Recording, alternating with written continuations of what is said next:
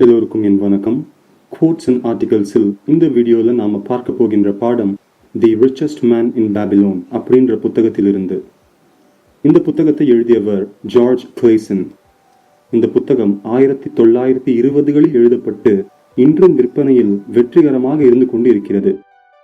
இந்த புத்தகம் personal financial management, அதாவது ஒருவரின் தனிப்பட்ட நிதி நிலைமையை எப்படி நிர்வாகம் செய்வது என்பதை மிகவும் ஒரு எளிமையான முறையில் விளக்குகிறது. இந்த புத்தகம் எனக்கு மிகவும் உபயோகமாக இருந்து கொண்டு இருக்கிறது. அதனால் இதை உங்களுக்கு கொண்டு வர நான் முடிவு செய்தேன். ஆனால் இந்த மாதிரியான முக்கியமான புத்தகம் தமிழில் மொழிபெயர்க்கப்பட்டது போல் தெரியவில்லை. அமேசான் போன்ற வெப்சைட்ஸில் பார்த்தேன், தமிழில் இந்த புத்தகம் கிடைக்கவில்லை. அதனால் நானே உங்களுக்காக டிரான்ஸ்லேட், அதாவது மொழிபெயர்த்து விட்டேன். இந்த புத்தகத்தில் இருக்கும் பல விஷயங்கள் காமன் சென்ஸ், அதாவது பொது அறிவு போல தோன்றும். ஆனால் இதன் காரணமாகவே பலர் இவற்றை கவனிக்காமல் விட்டுவிட வாய்ப்பு இருக்கிறது. இந்த புத்தகத்தில் 7 கோட்பாடுகள் இருக்கின்றன. இப்பொழுது முதல் கோட்பாடை பார்ப்போம். Start your purse to fattening, அதாவது உங்கள் பணப்பையை கொழுக்க வைக்க ஆரம்பியுங்கள். எளிமையா சொல்ல வேண்டும் என்றால் சேமிக்க ஆரம்பியுங்கள். ஆசிரியர் கூறுவது, உங்கள் வருமானத்தில் எப்பொழுதும் குறைந்தபட்சம் 10% சேமிக்க வேண்டும் என்றும் மீதமுள்ள 90% செலவு செய்ய பயன்படுத்தலாம் என்பதும். இது கேட்பதற்கு மிகவும் எளிமையாக இருக்கலாம்.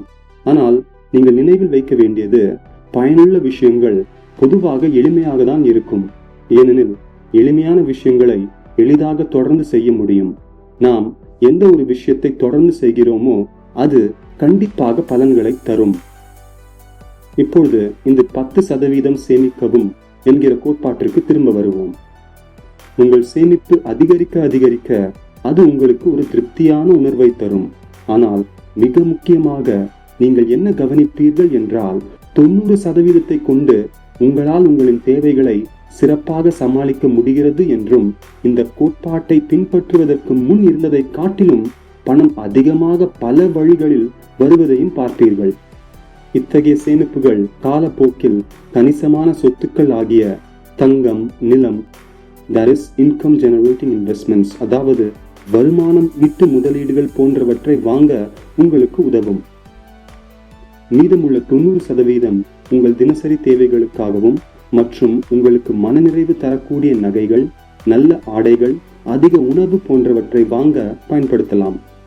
அதாவது சீக்கிரமாக மறைந்தும் சீக்கிரமாக மறந்தும் போகக்கூடிய விஷயங்களில் பயன்படுத்தலாம். முதலாவது கோட்பாட்டை சுருக்கமாக சொல்ல வேண்டும் என்றால், சேமியுங்கள், சேமிப்பதை முதலீடு செய்யுங்கள். மேலும் வர இருக்க வீடியோஸை பார்க்க சப்ஸ்கிரைப் பண்ணுங்க. இந்த வீடியோ உங்களுக்கு பிடித்திருந்தால் லைக் பண்ணுங்க, ஷேர் பண்ணுங்க. இந்த வீடியோவை பார்த்ததற்கு மிக்க நன்றி.